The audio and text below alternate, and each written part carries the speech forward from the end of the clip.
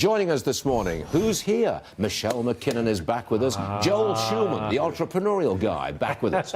Susan Lee, Ashley Webster, all together now. Okay, the S&P on track for its best quarter, this current quarter, best quarter in a decade. Okay, Joel Shulman, are you going to throw cold water on this? Not too much cold water, but it's up 13%. Our entrepreneurial stocks are up 20. I mean, we're going into now the second quarter. We have to look at how first quarter earnings are doing. People are very nervous now about the inverted yield curve. We're going to hear a lot about this over the next few weeks and months. I say pause for now. Is that pause for now? Yeah. Okay. Now Michelle McKinnon takes the opposite view. I think. Always. I'm not worried about the inverted yield curve. I mean, that could signal a recession in the next 2 years. So at that, I mean, I'm not worried about that. And I think the fact that the Fed is pausing, we have extremely low interest rates, it's all positive for stocks. I'll tell you why stocks are up right now. Richard Clarida, who's the vice chair of the Federal Reserve, speaking in Paris, basically saying that the Fed is going to be patient because of the global growth risk. And that includes Brexit, it's slowing China, and foreign shocks. And so, yes, let's stay patient. Thank you very much, because I was looking for a reason. Why on earth is the Dow now up 110 points and the S&P is up 8 points? I was wondering why that is, and that's the Fed guy speaking in Paris. We got 5 or 6 Fed guys speaking today, so it can go up and down with the headlines. But we're listening to the one in Paris. Yeah, the one we like. For now. Right. Now, a couple of legal situations to tell you about, and both, I think, are damaging. Number one, a jury awards $80 million in that Roundup, you know, the weed killer cancer case. Bayer is the defendant there. The stock's down a bit more. But we got a jury in New Jersey clearing Johnson & Johnson of liability in one cancer talcum powder case. Michelle, my problem here is that you've got juries capable of taking down major global corporations. Absolutely. I don't like that. I don't like it either, but that's the world that we live in. And Stuart, this is really why I encourage investors to never invest in individual companies, because you never know what you're going to get. What's wrong with Microsoft? Well, Microsoft, you know, we do love Microsoft. Thank you. You can always invest individually in Microsoft, caveat. But that's really why you want to invest in funds that own multiple different stocks, because these headlines can really just wreck companies. I don't like juries being able to take down major corporations. No, that's absolutely right. Now, when we think about Bayer, they had a $93 billion market cap 3 years ago. Today it's about $63 billion. And this is despite the fact that they bought Monsanto for $66 billion. So here's a company worth $93 billion, buying a company for $66 billion, and yet today there were $63 billion. So there's a lot of, I mean, it's not all related to the lawsuit, obviously, but there's a lot of stuff that goes on, and jurors can move companies billions of dollars in an afternoon. I am surprised that Bayer, when they bought Monsanto, didn't see the legal risk that they were buying into. They've got a lot of debt. They do have cash too, which jurors like. So they've got cash, but a lot lot of debt. And you think they'd like to take it back right now? I think so. I think they probably would. That's true. All right. I think this is the big story of the week. The ride-hailing app, Lyft. They're going to go public tomorrow. You can buy shares in a ride-sharing company for the first time tomorrow. Now, it's an entrepreneurial company. It is entrepreneurial. You're the entrepreneurial guy. Yeah, thanks. What do you say? Well, so I like the space, obviously. Lyft is an entrepreneurial company. It's coming out with a $20 billion market cap, presumably a 10x on revenue. Now, when you think about the value of this company, $20 billion, GM is a market cap of $56 billion and revenues of $133 billion. So when I think about this stock, it's something I'll consider a year from now. When you think about Facebook, people forget Facebook's done very well in the last few years, but when they came out of 42 or something like this, it dropped to 20-something, like 22 because within a year. Expectations of being a public company are very different. You can't lose $900 million a year, as Lyft is doing right now, and expect your share price to go up without more penetration, more revenue growth. But one caveat I would say is that when Facebook and Google came to market, they were already making money. That's not the case when it comes to Lyft. Let me say this. Lyft tomorrow opens up a very exciting prospect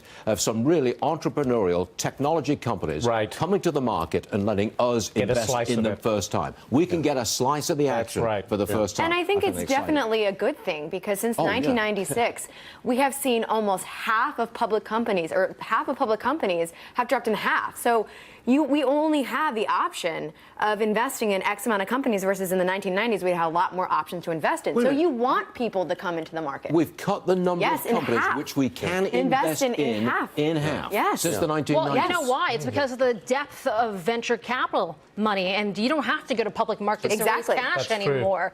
You can take it on the sidelines. Well, also the M&A. We have $4.5 trillion in M&A taking companies out of the system. So that's a good point. If I was Uber, I wouldn't go public. No. Why not? Don't want the scrutiny. I don't want all those lawyers on my back, for heaven's sake. You know, some jury gives them $100 billion and you're out of business. I think you go public, you wait 6 months, and maybe you sell a few shares. I don't think Uber wants to go public. I think their backers, the Masayoshi-san, needs their money back after 10 years. There's a lockup period. I stand corrected, ladies and gentlemen. I stand corrected. The Dow Industrials are now up 60 points as opposed to 110 where we were earlier. But bottom line here, we're up all across the board.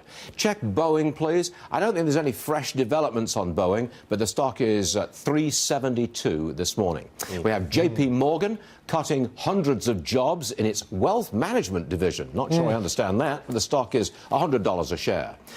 Some items on Facebook. Number one, they're being sued by the feds. Real fast, Susan, Yeah, so why? the Housing and Urban Development are saying that basically Facebook is discriminating against their users with their targeted ads. Not everyone gets to see the housing ads on the site because they're discriminating against demographics, race, religion, even citizenship status.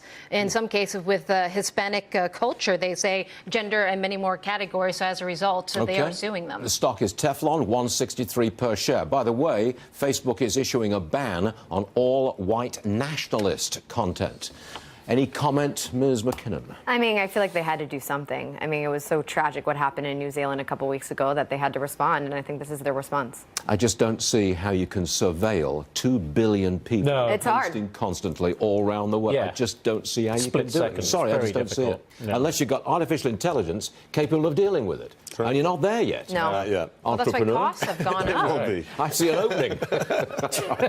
Get on that. Oh, here we go. Lululemon, sports fans. Sales strong. Online doing well for them as well. Oh, yes. Look at the stock. Up 13%. It's a big deal. Yeah. I buy those $100 yoga pants. They're great. Okay. I am We'll be right temporarily speechless. Anything to add, Stu? But wait a minute, they're not just yoga pants. No, there are other things. It's Leisure. athleisure. Yes. And they're bricks and mortar, And mostly. same-store Absolutely. sales went up 16%, whereas revenue for Nike disappointed in the quarter. And this is a turnaround story because for a while, you know, Lululemon, after the comments saying that not every woman can actually wear tight pants, that is a big turnaround story with a better design, you know, more men actually buying athleisure, as we talked about yesterday, with more Lycra being popular. And it's amongst about male the population. experiences. It's really about the experiences. And I think the stores that know how to capture the market, particularly the millennial market, and provide that experience that we want, you're seeing those companies do really well. Got it. More retail news for you. It's like that around Lycra. I find that's very interesting. Tommy Hilfiger closing its flagship store in New York City. They're not the only ones. Other retailers have left the famous Fifth Avenue. They're all gone. What's going on? Any reason why? It's a stale story. I mean, we're going to see a continuing trend when you look at Kohl's and Sears and JCPenney. Is this outrageous rents as well on Fifth Avenue? Is that part of the problem that, you know, it becomes almost unprofitable And bricks and mortar. On the screen, look at that. These are the people. These are the Henry companies. Bendel. Yeah, they've left Fifth Avenue. That's right, Tommy Hilfiger. So for our viewers who might want to come to New York City on a They're not shopping gonna spree or find whatever, get down Fifth Avenue and you won't see these folks get there greedy anymore. landlords? Well, whatever part you of the say. problem. Who's going to take that place, though? What businesses will... Amazon? Coffee shops. That was good. I know. Amazon, I don't think so. President Trump tweeting about oil prices, and he did it this morning. Here we go. Very important that OPEC increase the flow of oil. World markets are fragile. Price of oil getting too high. Thank you. By the way, the president doesn't like high gas prices, and high gas prices is what we've got. Right. The national average, you know, is now $2.68 a gallon. Yeah. Just a few weeks ago, it was $2.30 or $2.25 or It's something still below the like that. 280 that we saw in the summer. You can go to Norway and pay $7. So Or the UK. Yeah.